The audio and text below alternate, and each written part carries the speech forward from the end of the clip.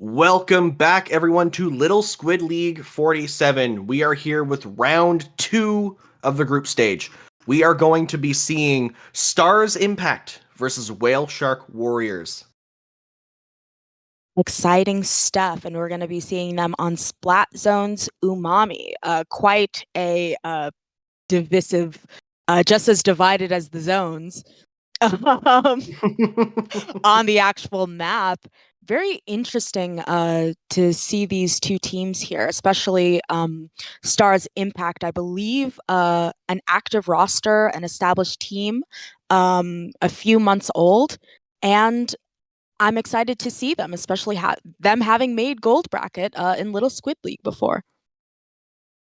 Yeah, definitely. And on the other side, we have Whale Shark Warriors, who I do believe are also an established roster, though a lot newer, being I believe only established in December. Though they have they've made some placements in their short amount of time. They have placed 13th in bronze bracket of the last Little Squid League, which I mean some might scoff at, but like it's with these lower level tournaments, you never know what you're going to see. Those teams that make like a half decent placement one iteration, the next iteration they come in first place. No, that actually happened to my team. Like we placed third, I believe, in bronze bracket, and the next time we played in LSL, we got the gold of the overall. So certainly, I'm with you there.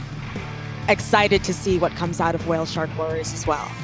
Yeah, and this low level of Splatoon is where that rapid growth happens. These players just get exponentially better. They learn and understand everything.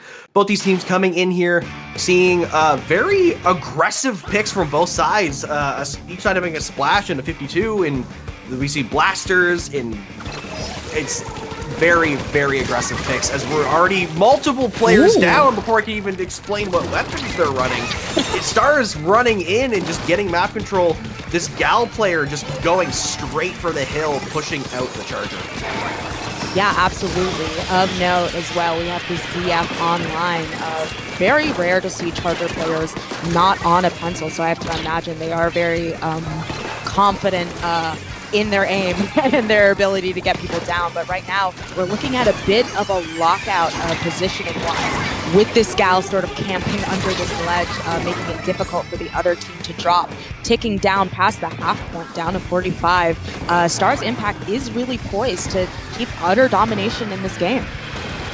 Whale Shark Warriors were able to even up the scoreline at 2 players live on each side, but all of this neutral game, all of this stalling is benefiting Starz Impact, as they're only 20 points away from taking the lead. And with 3 members of Whale Shark Warriors down, this is not looking good.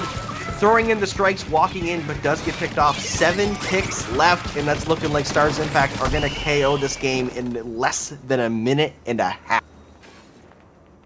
Yeah, I think that Whale Shark Warrior is only able to get the zones in neutral once, so it was practically a straight knockout with no handoffs. And when you have a knockout that quick, I'm wondering what it is you learn from that game and how it is you necessarily attack the next one. Going to be on Clam, Blitz, Crableg. But yeah, a pretty decisive game, and certainly not what you want to see if you're Whale Shark Warriors.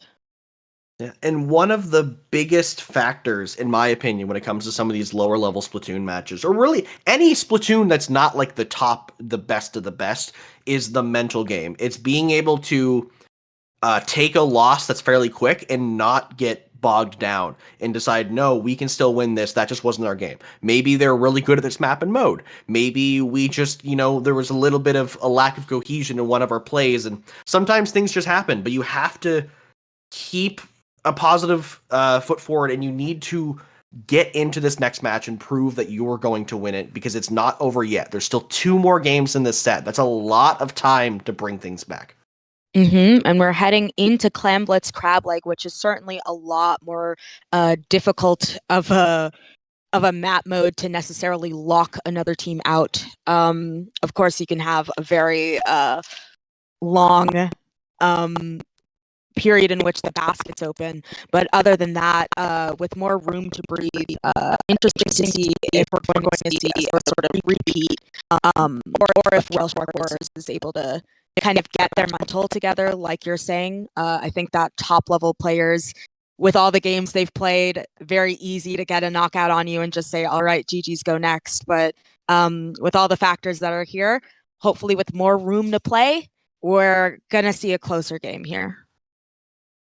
Hopefully, because I love to see some close matches. Going into Clam Blitz, we have I believe the exact same roster coming from Starz Impact, and the E-Leader coming out, Whale Shark Warriors, and the Dynamo. That's a very, I believe only the Sploosh is the same repeat weapon, so a very different comp. Now, also what's very interesting to look at, too, is 3 members of Starz Impact are running Comeback, but 2 of the Whale Shark Warriors are running Last-Ditch Effort. Very interesting here. I'm wondering what it is necessarily that they're hoping to have like online during these, I believe, final 30 seconds or so of the game. But we are at neutral here. Whale Shark Warriors able to sort of take this space and does go down. They're going to have a very difficult time with 2 weapons that are relatively slow up against the aggression that is Starz Impact. Yeah, this is a common thing you see in a lot of Clam Blitz games. It's just that neutral point where teams are slowly building a Clam economy. They're slowly trying to find those picks, get map control, and you know, you have to be more delicate with your pushes and be more coordinated in how you're going to be getting in. So Whale Shark Warriors still have a lot of space here with the paint. This new comp they brought this match does kind of give them the ability to hold the map a little bit better. Getting 2 members of Starz Impact down, grabbing this power clam, they're going to walk in. They do have 8 more clams to throw in with 3 members of Starz Impact down. This is going to be a push. Yeah, a push down already into the 50s. A fantastic start to the game, already getting it down like that. Like you said, we do see a lot of neutral in a Clam Blitz, especially a place like Crableg, which I find doesn't have the most forgiving clam economy. So it can definitely be super difficult to get those clams, make that push, get up that ramp without the other team just picking you off one by one. But we do see 2 going down on the side of Whale Shark Warriors.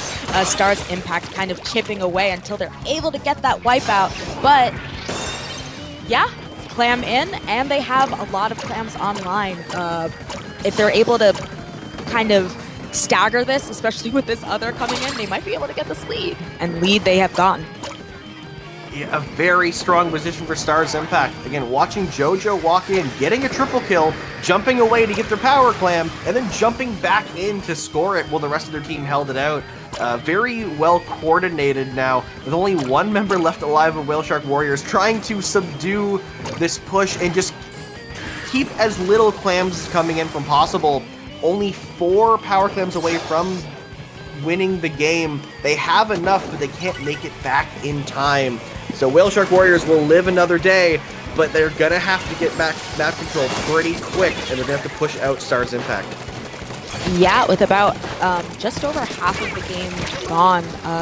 Definitely very possible, though, for Whale Shark Warriors. As we know in Clam Blitz, the lead can switch really quickly, especially if everyone is managing their clam economy properly. So definitely not looking outside of the realm of possibility for them to get this lead here, especially with the penalty that isn't necessarily too hefty. I imagine they're going to start making their push now. Yeah, hopefully for Whale Shark Warriors, a push is incoming. Though they do remember now, they're going to be seemingly losing that power clam. Unfortunately, it was dropped right at the feet of Starz Impact. Minute and 20 now. They do have a fair number of clams on the board, hopefully able to get some more. We see a flank coming in here from Artorias. They decided it was not worth it anymore. They lost that numbers advantage, able to back out and just buy some time, buy some space. With a minute left, if you're Starz Impact, you don't need to make any drastic plays. You need to prioritize living, prioritize painting, and just kind of pressure. But that bomb taking it to Crab. Kasha getting a very well-placed bomb, and now trying to paint up, buy some space, and just a stagger starting in Starz Impact. Yeah, and definitely one of the things you're going to want to have to do when you're on defense here is also manage that clam economy. If you have the clams, the other team doesn't. But unfortunately, with their sort of struggle to do that, we do see that Whale Shark Warriors 3 down. So that push is going to be shut down, and they're going to have to start from scratch with only 20 seconds left. Lots of pressure. Yeah, you now have 20 seconds to make sure that you have a power clam to start that overtime. And you really need that if you want to stay in this set. 7 seconds left on the clock. Only 3 members alive and 3 clams total. Someone needs to get some clams somewhere, or else that's gonna be it. And there it is. Unable to get any economy. Starz Impact locking them out in those last few seconds, taking the set 2-0. Yeah, very clutch. Much closer of a game than we saw last time. And Whale Shark Warriors, honestly, almost able to kind of flip the tables on them at the end there. But as you said, Starz Impact able to sort of stay alive, have enough people online. Very difficult team to wipe, evidently, which made them able to keep their defense really tight and lock out Whale Shark Warriors at the end from pushing. Yeah, and as we saw in that match, Whale Shark Warriors had a really good push. They were able to walk in fairly early and get a lot of points on the board. But immediately after, Starz Impacts walks in, we believe I saw JoJo get a triple kill with the blaster and just let their entire team walk in. Specials start flying. They start staggering and spawn killing, and it just Starz Impact showed that they had the better push. And it didn't matter. It didn't matter that it was the second push. It just mattered that it was the stronger one, and to get them all those points. And then, as we've seen a lot today, it's just about stalling, buying time, and not making any drastic plays that might accidentally get your team wiped, because there's no value from doing a bigger push if you know that you're able to hold out the other team. Yeah, I think Starz Impact really showing some, in my opinion, exemplary coordination here. I think one of the reasons they were able to get that huge push is because they were sort of chipping away at the basket, waiting for other teammates to go in, really staggering, putting in those clams. And one of the reasons clams can be so punishing in like a solo queue is because it does take a strong amount of coordination in order to win a game. So definitely props to Starz Impact waiting off those pushes from Whale Shark Warriors. But we are going to head into tower control. MakoMart, a favorite of mine, particularly as someone who plays Sloshers a lot of the time. So interesting to see if we're going to see some adjustments here on the side of the comps. We very well could. We did see a pretty big shakeup from the Whale Shark Warriors going into Game 2 compared to Game 1. Though Starz Impact seemed pretty confident in their weapon picks, and I do believe... No, was they have that a head the Splash whole there? time?